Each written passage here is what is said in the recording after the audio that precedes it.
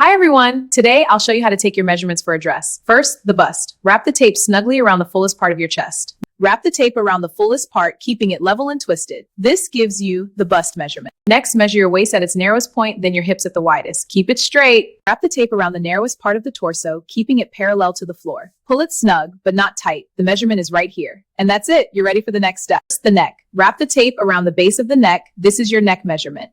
Next, the shoulders. Measure from edge to edge.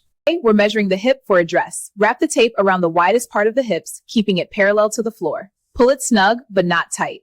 And that's it. You're ready for the next step. With just these 6 measurements, you can sew simple gowns, straight dresses, and basic fitted dresses. And here are the mistakes to avoid. Here are 3 mistakes to avoid when taking measurements. First, don't pull the tape too tight or leave it loose. Third, always jar over bulk immediately and label clearly. Take down these pro tips. Always write measurements down immediately and label clearly, like. Hope you learned something. See you in the next tutorial, and don't forget to hit the like button.